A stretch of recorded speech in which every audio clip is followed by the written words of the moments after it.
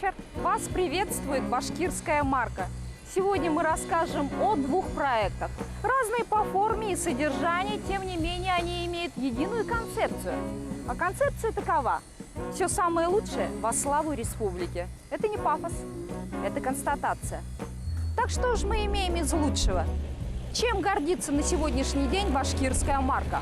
Лучшие парикмахеры, визажисты и стилисты, победители конкурса парикмахерского и декоративного искусства «Золотой гребень», который уже пакует чемоданы в Италию, а также лучшие джазовые музыканты республики, страны и дальнего зарубежья в новом долгожданном проекте «Funky House Band». Все это в ближайшие полчаса смотрите в башкирской марке.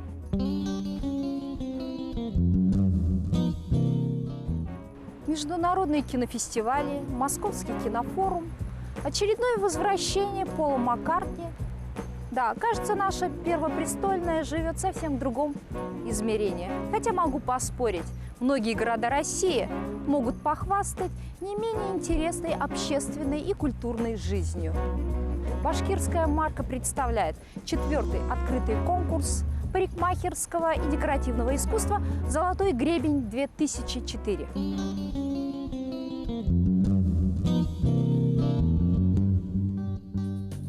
Ежегодный конкурс парикмахерского и декоративного искусства «Золотой гребень» вызывает большой интерес среди уфимцев и гостей столицы.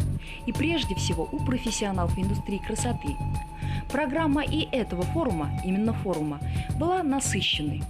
Это и специализированная выставка парикмахерского и косметологического оборудования и материалов, мастер-классы и крафт-семинары, пресс-конференции, презентации.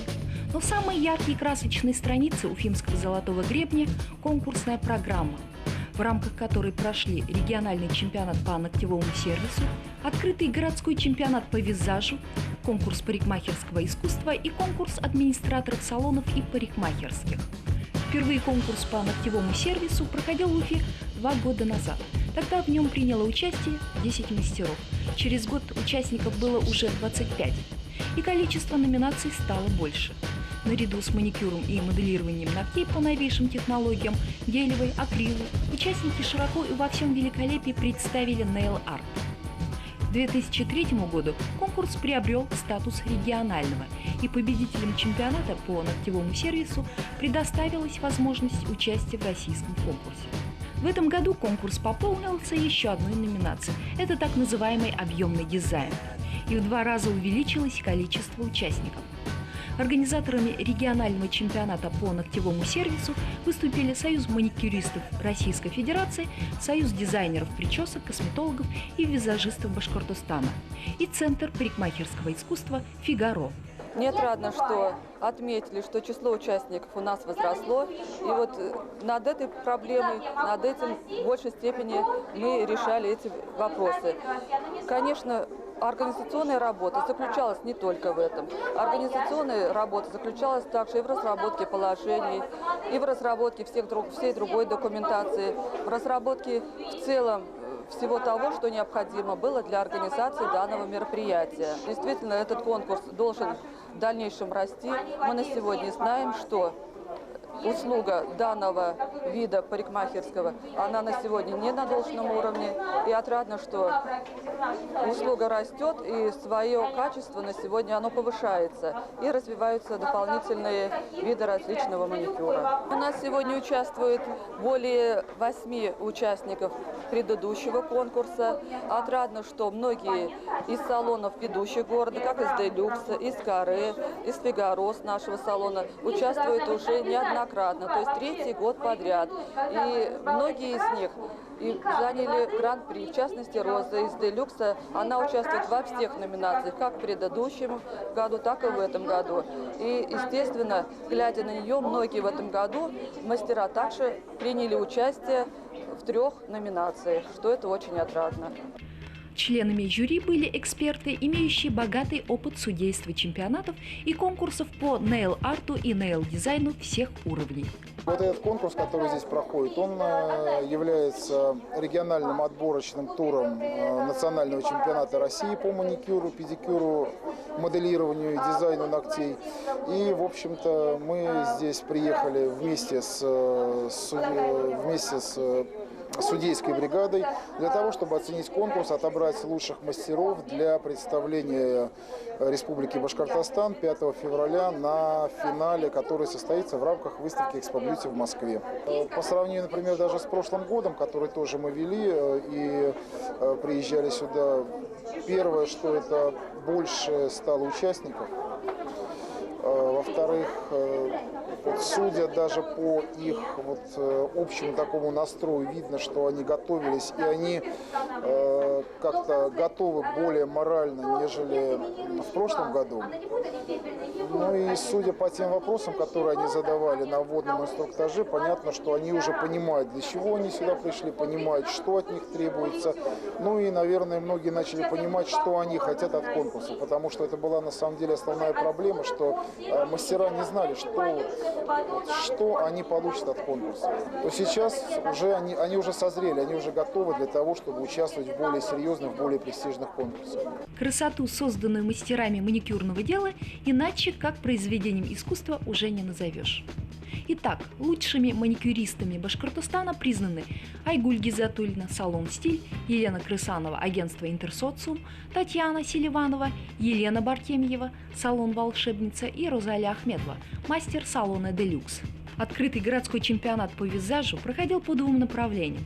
Конкурсанты представили подиумный макияж и макияж фантазийный с элементами боди-арт. В состав жюри вошли известные эксперты с богатым опытом судейства, чемпионатов и конкурсов по декоративной косметике. Это тренер сборной России по визажу и визажисты международного класса из Москвы и Екатеринбурга, уфимский мастер Ольга Мухиянова. Куратором конкурса выступила имидж-студия «Найс». Третье место чемпионата по визажу в номинации «Подиумный макияж» завоевали Зоя Буркова, школа-студия «Нео», второй Юлия Алексеева, салон «Юризань», первый Алина Мифтахуддинова, «Каре». В номинации «Фантазийный макияж» с элементами боди-арт победителями стали Александра Мигалева и Мадина Хафизова, Центр парикмахерского искусства «Фигаро». Основное здесь, конечно, это профессиональный рост мастерства. Это самое-самое основное. Этими конкурсами и фестивалями мы стремимся к тому, чтобы люди действительно, кроме того, что показали себя, показали еще и свое мастерство, свое «я». Показали, как потребители могут получить ту или иную услугу. Причем услугу получить не просто так, а получить ее качественно. Еще одна основная задача, которая преследуется данными мероприятиями, это повышение уровня культуры обслуживания нашего населения. Очень хочется еще отметить такую деталь, что в организаторах несколько общественных организаций. То есть мы уже видим, что общественная активность как наших мастеров, как наших работников сферы услуг, так и, наверное, даже население возрастает год от года. И это действительно очень отрадно. В открытом городском конкурсе парикмахерского искусства «Золотой гребень-2004» участвовал 115 человек. Лучшие мастера республики представили модный салонный женский образ и модный салонный мужской образ. Второй вид соревнований – создание креативного образа. Каждая номинация оценивалась в двух возрастных категориях. Лучшими среди юниоров признаны Анна Масунова, салон «Катарина», Марина Баталова, салон красоты, Мария Ковешникова, салон «Фэмили». А победителем в номинации «Модный салонный женский образ» стала Светлана Шепелева, мастер салона «Делюкс». А буквально за неделю до «Золотого гребня» она со своими коллегами привезла специальный приз из Сочи. В креативном конкурсе мы должны были показать все, что вообще в свою фантазию, цвета, стрижки. То есть это именно был конкурс креативный, который номинации, именно фантазии парикмахера. А в салонной в женской номинации, там нужно было показать именно стильную работу, качество стрижки и укладку. Участие в конкурсе «Золотой гребень» – это весьма престижно. А сама что ты думаешь об этом конкурсе? Ну, хочется, да, этот конкурс был мой первый вообще в моей жизни. И как бы только после учебы я участвовала в конкурсе, и занять первое место, конечно, для меня это было. Я вышла из дворца и прыгала от радости. Ну, конечно, не во взрослой номинации юниоров, но все равно первое место это было очень приятно. И все за меня радовались. тоже было приятно, все поздравляли. Нужно же с чего-то начинать. Даже если для кого-то уфимский вот этот конкурс «Золотой гребень» считается не очень, кто-то занимает первые места здесь, а кто-то ничего не занимает. То есть кто занимает первые места, он потом после конкурса стремится уже участвовать в московских конкурсах и далее, если возможно. Лучший модный салонный образ мужчины получился у Ильи Сорокина. Молодой дебютант салона «Делюкс» завоевал также первое место за креативный мужской образ. Кстати, и гран-при «Золотого гребня-2004» в этой номинации достался Илье Сорокину. Теперь его ждет поездка на стажировку в Италию. Модный мужской образ салона работы – это то, что как бы можно применить для клиентов, чтобы они как бы себя комфортно чувствовали везде как бы с этим. А вторая работа – это креативный образ, это то, как мы видим будущую моду, как мы ее себе представляем. Как бы это видение как бы лично уже каждого мастера. И каким вы увидели модного молодого человека? Я его увидел таким кибернетическим панком. Можно так сказать, как бы агрессия против машин. Пакует чемоданы в Италию и Альфия Нуреева, женский мастер парикмахерской волшебницы. Конечно, я к этому стремилась очень давно. До последнего я верила, что первое место гран-при – это мое. А в последние 2 недели уже было такое ощущение, чтобы отстреляться, оставьте меня всех в покое. Кроме гребня, а в других конкурсах российских вы участвовали? Нет. Ну, единственное, вот Новосибирск, это было 10 июня уже, после Уфы, там тоже хорошие результаты. Хорошие, это какие? Из 76 участников 11 место. Третий год в рамках открытого городского конкурса «Золотой гребень» проходит конкурс администраторов салонов и парикмахерских города. Он не имеет аналогов в России. Как мы отметили, конкурс администраторов салонов и парикмахерских не имеет аналогов в этом регионе и в России тоже. А по каким правилам вы тогда работали, принимали участие в этом конкурсе? Когда первый раз я участвовала в конкурсе, этот конкурс проходит уже 3-й раз. Первый раз, когда мы шли на участие, мы не знали, что нас ожидает, что нас будут спрашивать, какие условия будут конкурса. Хотя положение конкурса было, но мы шли как бы в никуда. Первый раз я участвовала в конкурсе, мне очень понравилось то, что общение с другими администраторами. Я узнала, как работают администраторы в других салонах, как они встречают клиентов, какие у них услуги. Уже второй раз, когда мы шли на конкурс, мы уже приблизительно знали, что нас ожидает. Администратор должен быть всегда приветливым, уметь разрешить любую ситуацию, если она, конечно, возникает. Администратор – это советник, друг, организатор своей работы, а также это посредник между клиентом и услугой. Уфимский салон «Делюкс» признан лучшим салоном города Уфы и удостоен специального приза главы администрации города Уфы. Салон был представлен во всех номинациях конкурса «Золотой гребень». И, как вы уже сказали, были заняты призовые места.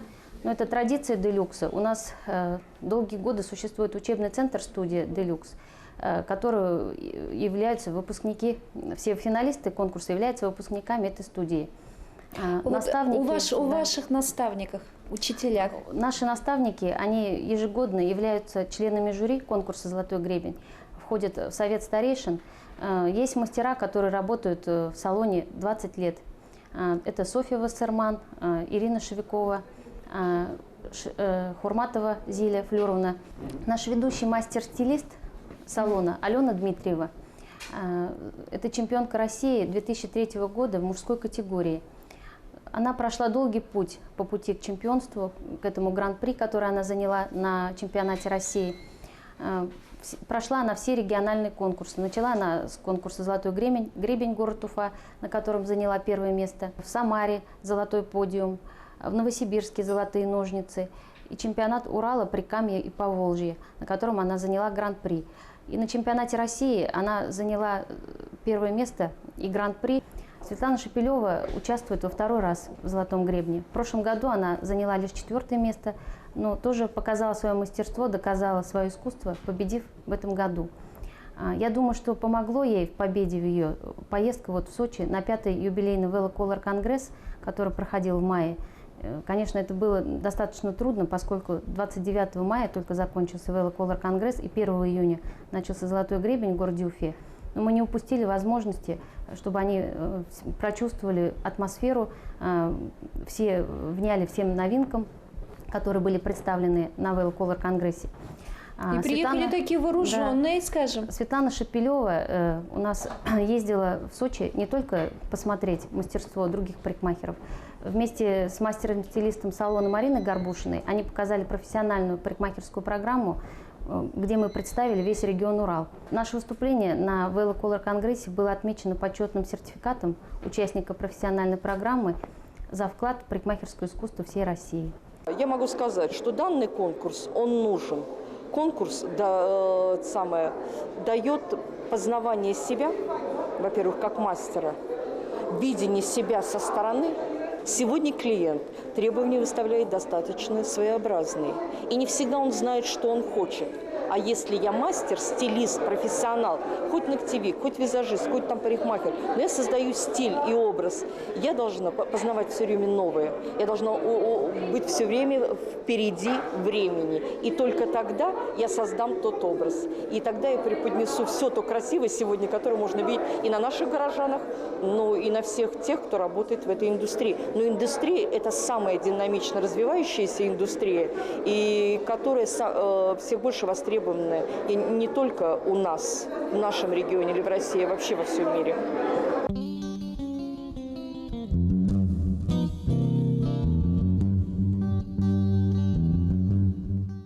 Мед, Капова пещера и Ремель. Чем еще гордится республике? Футбол? Вряд ли. Показатель гордости за республику должен быть стабильным и общепризнанным. Джаз – вот наша главная гордость. Что такое успех? Кому он приходит? Рассуждать на тему успеха можно долго. Башкирская марка предлагает уже проверенные рецепты и секреты успеха. Успеха по-уфимски. Настоящего успеха. Итак, для начала нужно стать джазменом. Джаз почему-то к лицу уфимским музыкантам и, пожалуй, как нельзя лучше подходит для определения одного из основных составляющих Уфы – города с лучшими джазовыми традициями. Добрый вечер, дорогие друзья. Очень приятно видеть столько знакомых лиц. Спасибо, что вы пришли на наше первое выступление. Наш бенд будет впредь называться Funky House Band. Мы надеемся, что наше творчество не уронит флага нашего музыкального города. Олег Ямгуров – одна из легенд башкирского джаза. Более 10 лет работал за границей – в Таиланде, США, других странах. Вернувшись на родину, решил вернуть родному городу былую славу. Funky House Band. В проекте Ямгурова приняли участие лучшие джазовые музыканты с именем: Рустем Каримов, Игорь Атапин, Сергей Пешкин, Артур Гимаев и другие. Также молодые исполнители: Азамат Абдрахманов, Олег Ингиозов, Павел Скорняков, Алина Гузаирова. Благодаря концерту, проходившему в начале лета в Национальном молодежном театре Республики Башкортостан, их имена стали известны широкой публике.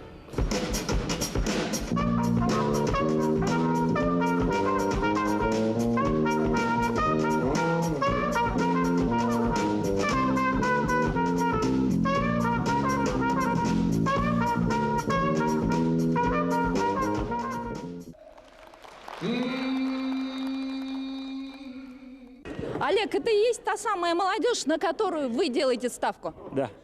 Паша, скажи что-нибудь. Ну, мне безумно нравится играть в этом коллективе. Это так здорово, так круто. Самореализация – это здорово, когда можно поиграть с такими хорошими музыкантами. Это здорово. А видели, как бушевали зрители? Конечно, я видел. Наверное, тоже понравилось. Это самый большой твой концерт в Уфе имеется в виду? В таком, да, в таком ракурсе, да. Когда-нибудь в таких больших проектах участвовал? Нет, это для меня впервые.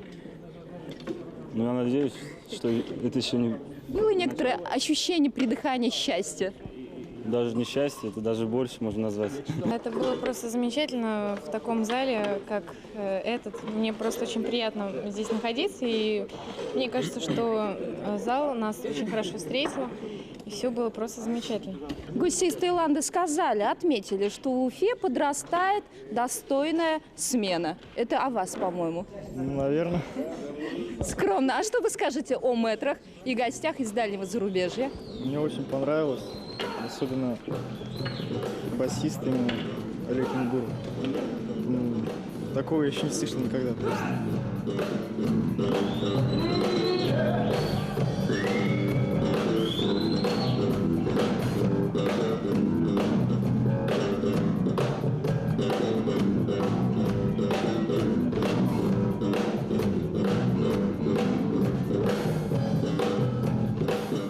Чем отличается данный музыкальный проект от других, которые были в этой столице?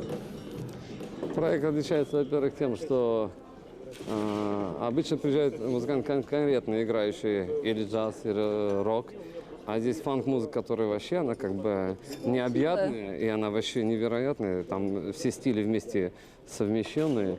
И плюс то, что сплав таких музыкантов невероятных и по духу, и по стилям разных. Поэтому благодаря Олегу Ингуру, который приехал из Таиланда, работавший там много лет, он собрал этот коллектив и сделал просто невероятные вещи. Я думаю, весь зал был в восторге. Специально приехал из Москвы для того, чтобы посмотреть. Чтобы это увидеть.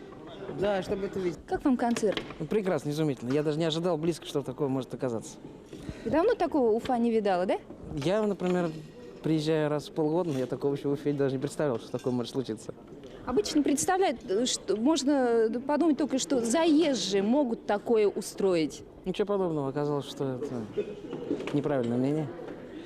И были прекрасные музыканты, прекрасный звук, шикарная программа. И составить честь любой концертной программе и любой концертной площадке. Во всяком случае, на пространстве Советского Союза можно выступать в любом зале.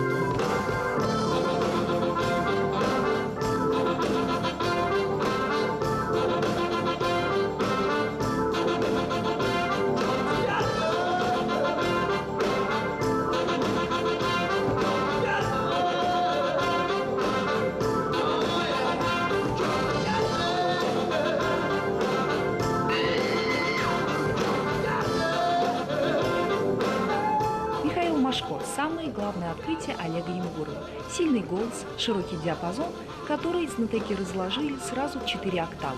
Яркий артистический дар. Вот составляющие успеха уфимского самородка. Именно самородка, ведь из него должен был получиться художник. Впрочем, Миша Машко остался художником. Просто есть еще один уфимский секрет настоящего успеха. Музыкант должен окончить худграф.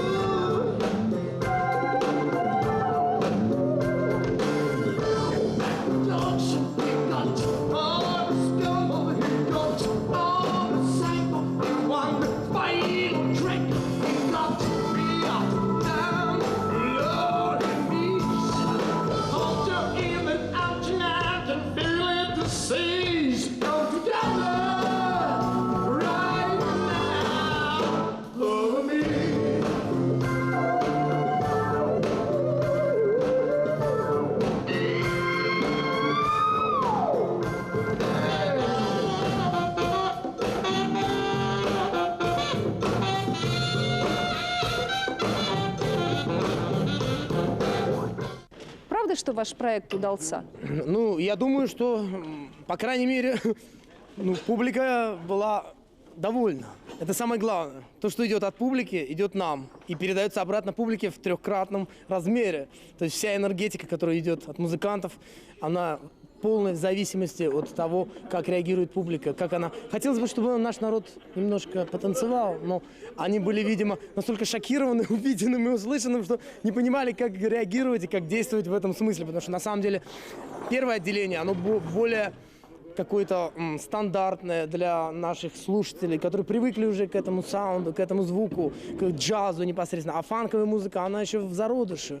Практически вот мы являемся первопроходцами в этом городе, в нашей республике замечательной. То, что мы делаем это, мы приводим эту культуру, приносим эту культуру людям, чтобы они радовались, чтобы им было хорошо, чтобы они были счастливы. И благодаря нашим, естественно, самым замечательным музыкантам, которые сделали все, чтобы это состоялось, это непосредственно Олегу Ингурову, в первую очередь, который пригласил меня. Я был очень... Польщен, да, и искушен этим предложением. В чем его достоинство? Вот распишите голос. Какой он? Голос универсальный. То есть диапазон просто такой, выходит за рамки моего понимания. Даже некоторые ноты фальцетом, вроде у меня он есть. Пытаюсь дотянуться, не могу, у меня сразу так кыч. То есть у него где-то голос порядка, наверное, диапазон около 4 октав. То есть это для певческого голоса очень большой диапазон. Это одно качество. Второе, энтузиазм бешеный. Просто все, что было сегодня сделано, это благодаря его энтузиазму. Потому что я сам человек по себе ленивый, там, нотки пописать, там, музыкальную часть, да. А вот чтобы все тянуть, вот эту всю махину организационную особенно, это очень тяжело. Все-таки он оказался продюсером как бы этого концерта. Да. Дебют певца Миши Машко получился удачным, проект Олега Юнгурова грандиозным, фанки хаус-бэнд великолепным. Это настоящий успех. Успех по-уфимски. Мы должны быть благодарны Ингурову, товарищу. Просто он выстроил грамотную программу по нарастающей. Было шоу классное. Все, народ завелся. Такого в Уфе еще не было. Олег просто молодец. Духовая секция, хочу отметить, играет слаженно, отлично. Вообще классное такое, цельное шоу. Это было в Уфе первый раз. Я такого еще не видел. Это было здорово. Так что, уфимцы, вот. Можно долго и с удовольствием рассказывать, восхищаться, расписывать впечатления о фанке хаус-бэнд. Но лучше один раз увидеть, воочию убедиться. Да, Уфа – город с лучшими джазовыми традициями. И башкирский джаз – одна из составляющих нашего патриотизма. Это наша гордость. В ближайшем скором башкирская марка представит полную двухчасовую версию концерта «Фанки Хаус Бэнд».